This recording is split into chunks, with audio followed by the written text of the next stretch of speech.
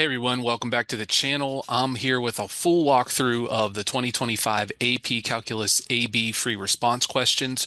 Whether you're checking your answers or reviewing for next year, you're in the right place. We're going to break down each of the 6 free response questions step by step, explaining the math, highlighting the common mistakes, and showing you exactly how to earn every possible point.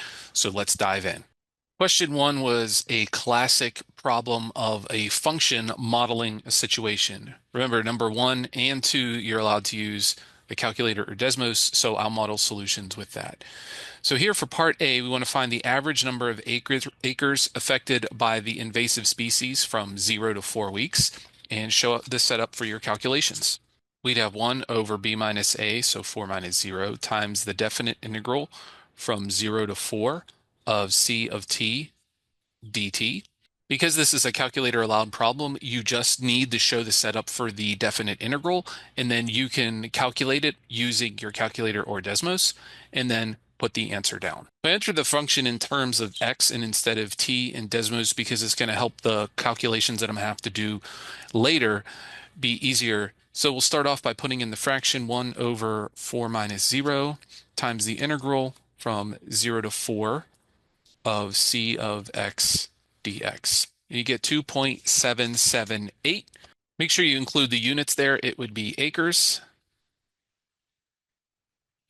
Then we move to part B, find the time when the instantaneous rate of change of c equals the average rate of change of c over the time interval 0 to 4. Show the setup for your calculations. For the instantaneous rate of change, that would be c prime of t.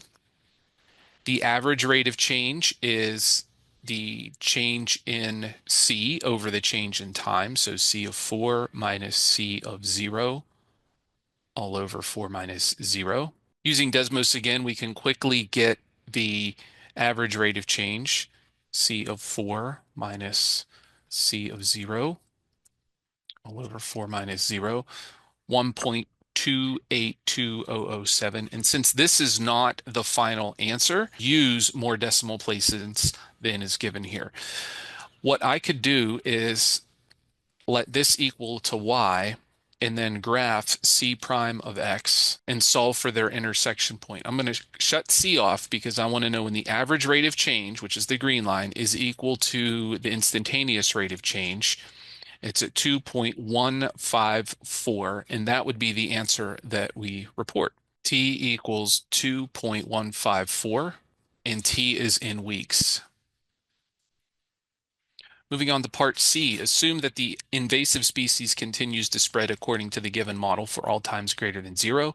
Write a limit expression that describes the end behavior of the rate of change in the number of acres affected by the species. Evaluate this limit expression.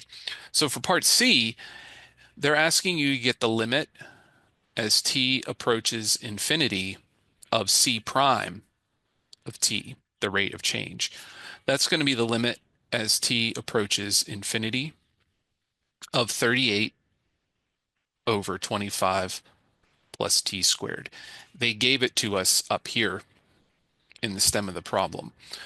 And then this limit, of course, would equal 0 because as t increases without bound, the denominator increases without bound. The numerator remains a constant 38, so the limit ends up being 0. Part D, at time t equals 4 weeks after the invasive species appears on the fruit grove, measures are taken to counter the spread of the species. A function A models the number of acres affected by the species over the interval 4 to 36. At what time does A attain its max value? Justify your answer. So if it's asking for the max value, there are two candidates for the max value. It's either going to occur at a critical number or an endpoint. So first thing, let's get the critical numbers. A prime of t is going to be c prime of t minus the derivative of this integral up here, which is just the integrand. So 0.1 times natural log of t. And then we would set that equal to 0. So in Desmos, I have graphed the function a of x. You can see the absolute max rate here. If I take the derivative, it will give me the graph of the derivative. I'm going to turn some of these off just to clean up the space here. And you could see that the derivative changes sign at 11.4417, or more importantly, it equals 0 at that point. So 11.4417 is going to be our critical number. So we have our critical number, and then we could just make a table of values for t at the endpoints and the critical number, and then the value of a of t. All you would have to do is go back to Desmos, plug in those three values for a of t, and you would get 5.128 acres, 7.317 acres, and 1.743 acres. Also, we were asked to justify our answer. So just showing this work is a step in the right direction, but it's not sufficient. You would have to add the statement t equals 11.4417 weeks, because a prime changes from positive to negative, and a of 11.4417 is greater than both a of 4 and a of 36. I'll type that up in a statement so you can see that. And there you go. So that's it for question 1. Hope that was helpful. Let me know if you have any questions about that. Question 2, another free response question in which you can use the calculator or Desmos. I'm going to model it with Desmos. We have the shaded region here. We want to find the area of R and show the setup for our calculations. Setup for the calculations would be the integral from 0 to 3 of g of x minus f of x. Remember, when you get the area of a region, it's always top boundary minus bottom boundary, and you integrate that. And here, the top boundary is not changing. Here we have the graphs of f and g. To get the area between them, we're going to do the integral from 0 to 3 of g of x minus f of x dx. You get 5.136 or 5.137.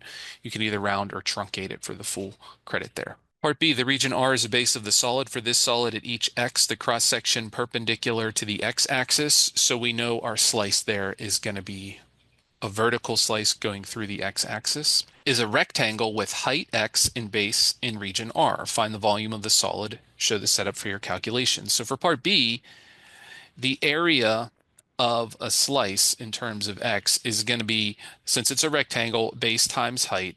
They said the height is x and the base is in region R, which is just g of x minus f of x. Then to get the volume, we would do the integral from 0 to 3 of a of x dx. Since I defined what a of x is right here, I can use it when I write my integral. If you just wrote integral from 0 to 3 of x times the quantity g minus f of x, that would be fine as well. I already have f and g in Desmos, as well as the integral from the previous problem. The only difference with this problem and that one is that the x was right there to get the area of the rectangle. So everything else is the same. If I just put that x there, that will be the same expression I need. And my volume is 7.705. There we go. And part C, write but do not evaluate an integral expression for the volume of the solid generated when the region R is rotated about the horizontal line y equals -2. So -2 is right here. If I take this same region and rotate it around, if I take that slice, I'm going to get a washer. The outside radius of the washer is given by the top function, which is g of x, minus the axis of rotation, which is -2. So g of x plus 2.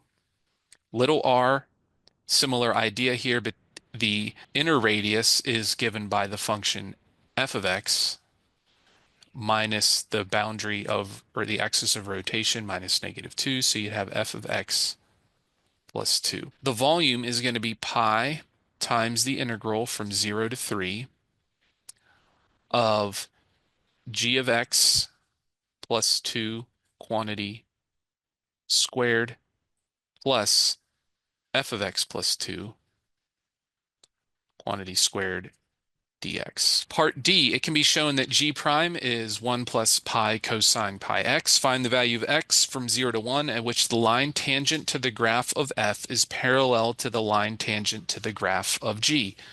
So basically what this question is saying, find when the two slopes are parallel. So that's going to occur when f prime equals g prime. So we have to get f prime of x. F is x squared minus 2x, so the derivative would be 2x minus 2. And then we're going to set f prime of x equal to g prime of x. If we just type f prime of x and g prime of x, we would have both functions there. I'm going to turn off f and g. And then remember, we wanted it on the interval between 0 and 1, which is right here. So 0.67582 is the answer that we would report. You would only need to go to 3 decimal places, but I like to go to more sometimes. All right, that's it for question 2. Hope that was helpful. Number 3, no calculators or Desmos on this one. We have to do everything by hand. Part A, approximate r prime of 1 using the average rate of change of r over the interval 0 to 2. Show the work, indicate units of measure. Part A, r prime of 1 is approximately equal to r of 2 minus r of 0 over 2 minus 0, which is 100 minus 90 over 2, or 5. The units would be words per minute, because r itself is a rate and you're getting the rate of change of the rate. Part B, must there be a value of c for 0 to 10 such that r of c equals 155? Justify your answer. Well, this is basically getting at the intermediate value theorem, and the condition for intermediate value theorem is that the function be continuous on the interval. The function is said to be a differentiable function, and differentiability implies continuity, so we know the function is continuous on the interval 0 to 10. Also, if you look at the endpoints, r of 10 and r of 0, 90 and 162 are both above and below 155. So because of the intermediate value theorem, we know that there has to be a time t equals c such that r of c equals 155. I'll type that up in a summary in a concise statement so you could see what a good response would look like. There it is for you. Part C, use a trapezoidal sum with 3 subintervals indicated by the data in the table to approximate the value of the integral from 0 to 10 of r of t. Show the work that leads to your answer. So here again with part C, we're doing another approximation. So we're going to use the integral from 0 to 10 of r of t dt is approximately equal to the trapezoid rule. You would have to do 1/2 2 times the first two values, 90 and 100, plus 1/2 times 6. Be careful here because the table values are not equally spaced between 2 and 8. That goes up by 6 units. So 6 times 100 plus 150 plus 1/2 times 2 times 150 plus 162. When you add all of that up, you would get 1,252 words. Part D, a teacher also starts reading. Basically the same type of situation for 10 minutes. W, capital W, represents their rate in words per minute. And we want to know how many words would the teacher read by the end of 10 minutes. This would be the integral from 0 to 10 of W of t dt. So we're going to anti-differentiate that, and you would have negative 3t cubed over 30 plus 4t squared plus 100t evaluated from 0 to 10. When you plug in 10, you would get negative 3 over 30 times 10 cubed, which is 1,000, plus 4 times 10 squared, which is 100, plus 100 times 10, minus the function evaluated at 0. Since they're all terms with a t, that's just going to be equal to 0. Then you would have negative 1,000 plus 400 plus 1,000. So you would have 1,300 words. All right, so that's question number 3 for you. All right, number 4, we have a graph of a semicircle, another semicircle, and then a line segment. G is the function defined by g of x being the definite integral from 6 to x of f of t dt. That's going to be important to remember. Part A, find g prime of 8.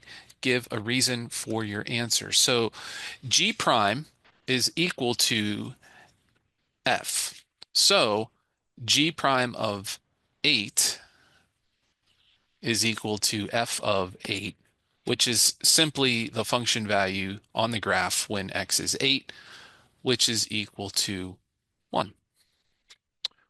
Moving on to part B, find all values of x in the interval negative 6 to 12 at which the graph of g has a point of inflection. Give a reason for your answer. So the values would be at the extrema of the graph of f because g's derivative is f, and the extrema of a derivative are the points of inflection of the original function. So those values would be at x equals negative 3, x equals 3, x equals 6. The explanation, g double prime of x equals f prime, changes sign at these values. Alternatively, you could say f changes from increasing to decreasing or decreasing to increasing at these values. Either way would be sufficient.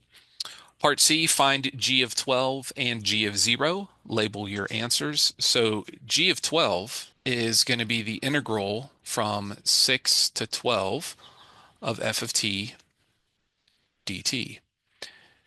This is just the area of the region of that triangle, which is 1/2 the base, which is 6 times the height, which is 3. Half of 6, 3. 3 times 3 is 9. Be careful here because there is a second part getting g of 0, which is the integral from 6 to 0 of f of t dt. We have to use the properties of integrals here because the limits do not go in order. So we would flip it and change the sign to be the integral from 0 to 6, but the opposite of the integral from 0 to 6 of f of t dt. So if we go from 0 to 6, it's basically the area of that half a circle of radius 3. So that'd be negative pi over 2 times 3 squared, which is negative 9 pi over 2. Part D, find the value of x at which g attains an absolute min on the closed interval negative 6 to 12. Justify your answer. So the absolute min is going to occur either at an endpoint or at a point where the derivative changes from negative to positive. So you could say something like g prime equals f changes from negative to positive at, and if you look at the graph, x equals 0. Also, we would have to check the endpoints. So let's make a little table here, x, g of x. So the left endpoint is at x equals negative 6. If you look at the graph, if you start at positive 6 and go to negative 6, those two regions are going to cancel one another out. So the value of g is going to be 0. At x equals 0, the function value we already got in the previous step is 9 pi over 2, but it's negative. And at x equals 12, we already got that one. The function value is 9. So by the candidates test, g attains an absolute minimum at x equals 0. So you have to just write that in a statement. I'll put that there for you. There you go.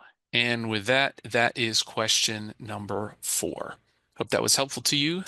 Number 5, here we have two particles. One, particle H, we are given the position function, and particle J, we are given the velocity function.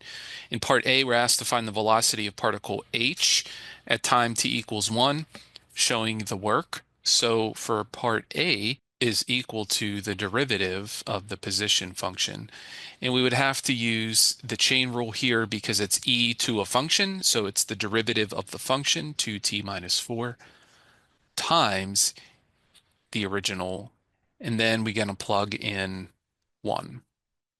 So if you plug in 1, you would have 2 minus 4, which is negative 2. e to the, if you plug in 1, you'd have 1 minus 4, negative 3. So negative 2e to the negative 3. Part B, during what open intervals of time from 0 to 5 are particles h and j moving in opposite directions? Give a reason for your answer. Now, v of t for particle h is going to equal 0 when 2t minus 4 equals 0. So that would be at t equals 2. And we can make a little sign chart here to help us out. So at t equals 2, if we do v of 1, plugging in 1, you have 2 times 1 minus 4 is going to be a negative. E to, it doesn't matter what the power is, the e is always going to be positive. So this is going to be less than 0. And then v of 3, if you plug 3 in, you would have a positive times the e, which is going to be positive. So we know that particle h is moving to the left between 0 and 2, and to the right from 2 to 5. We need to investigate particle j equals 0 at t equals negative 1, 0, and 1. But since t has to be between 0 and 5, we can eliminate negative 1 and also 0. So I'm going to do that in a different color. The critical number for particle j is at 1. So particle j at a time before 1, let's say like 1/2, is going to be less than 0. That means the object is moving to the left.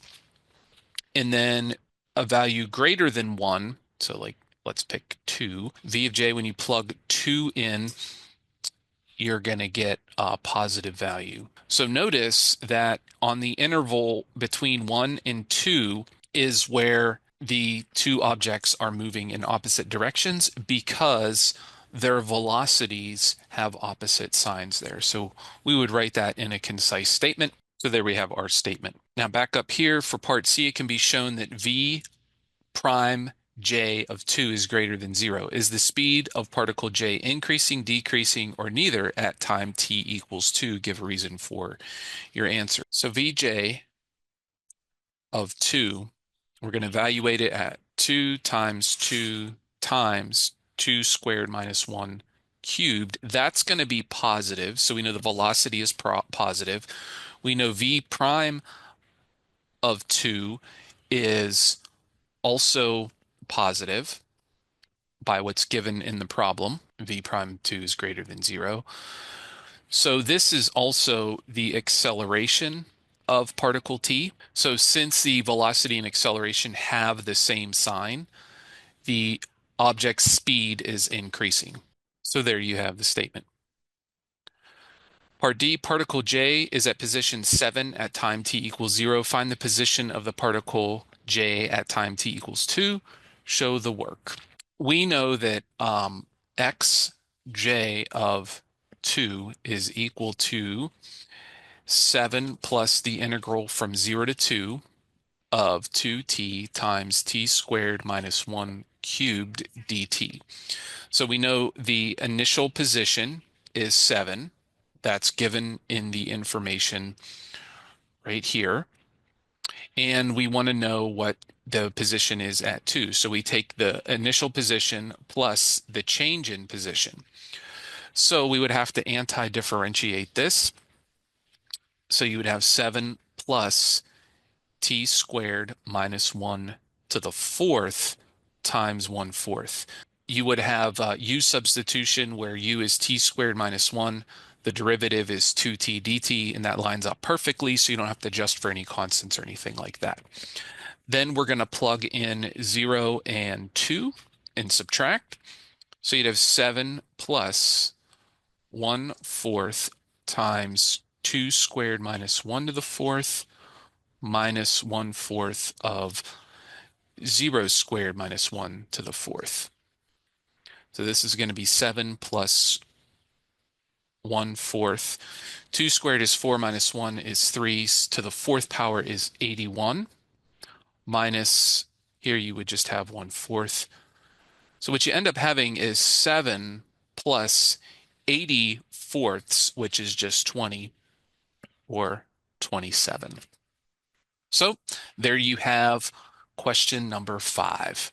Number 6, we have an implicitly defined function, and in part A, we are to show what the derivative is equal to. So when we're showing our work here, we just do the derivative with respect to x of y cubed minus y squared minus y plus 1/4 x squared equals 0.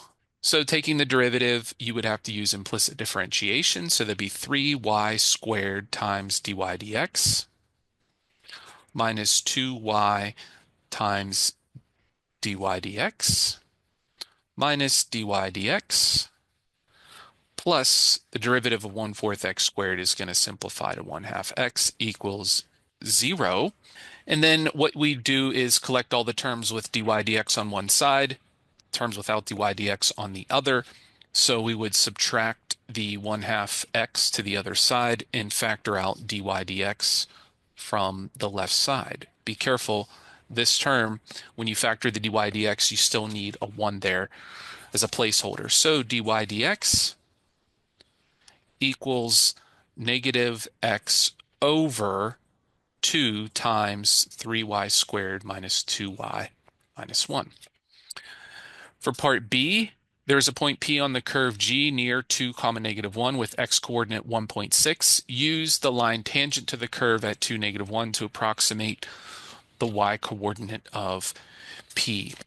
So we have the point. In order to get the tangent line, we also need the slope at this point. So what we're going to do is evaluate dy dx at the point 2, -1. Plugging that in, you would have -2 over 2 times 3 times -1 squared minus 2 times -1 minus 1. And that's all going to simplify down to -1/4. So our tangent line is going to be y equals the y value plus the slope times x minus 2. And then we're going to plug in x equals 1.6. So -1 minus 1/4 times 1.6 minus 2. That's going to give us -1 minus 1/4 times -0.4. And this simplifies all the way down to -0.9. Part C, for x and y both greater than 0, there's a point S on curve G at which the line tangent to the curve at that point is vertical. Find the y coordinate of point S. Show the work. In part C, you have a vertical tangent line when dy dx is undefined. And that's going to happen if the denominator is equal to 0. So 2 times 3y squared minus 2y minus 1 equals 0. So we would have to factor this. Since 3y squared, since 3 is prime, you would have to have a factor of 3y and y. And since the last term is -1, the lasts would have to multiply to 1, so they would have to be 1 and -1. Since the middle term is -2, this one would have to be negative and this one would have to be positive. So we would have y equals 1 here, and this would give us y equals -1/3, but we can eliminate that because in the problem, it said that both x and y have to be greater than 0. So we have our y coordinate of 1. And finally, part D, a particle moves along curve H defined by the equation 2xy plus natural log y equals 8. At the instant when the particle is at the point 4, 1, dy dt equals 3. Find dy dt at that instant, show the work. Now part D switches gears a little bit because here we have a implicitly defined function as well as related rate type of situation. So our function is 2xy plus natural log y equals 8. We're going to differentiate this with respect to t, so you treat x and y both as functions of t. So for the 2xy, you would have to use the product rule, so derivative of the 2x would just be 2 times dx dt times y, plus 2x times the derivative of y, which would be dy dt, plus the derivative of natural log y, which would be 1 over y times dy dt, equals the derivative of 8, which is a constant, which is 0. Now we know the point is 4 comma 1. We also know dx dt equals 3. I recommend plugging these values in first and then solving for dy dt. So you would have 2 times 3 times 1 plus 2 times 4 dy dt plus 1 over 1 dy dt equals 0. So you can combine some things here. 2 times 3 is going to give us 6, plus the 2 times 4 is going to be 8 dy dt, and then this is going to be 1 more dy dt. So you would really have 9 dy dt equals 0. So dy dt equals negative 6 over 9, which is negative 2/3. And there you have it. So guys, that's a wrap on the 2025 AP Calculus AB free response questions. I hope this helped you understand the thinking behind each question and how to solve each part. If you found this helpful, make sure you give it a thumbs up and subscribe for more AP Calc tips, walkthroughs, and practice problems. And if there's a question you want more explanation on, drop it in the comments below. See you in the next video, and keep calculating.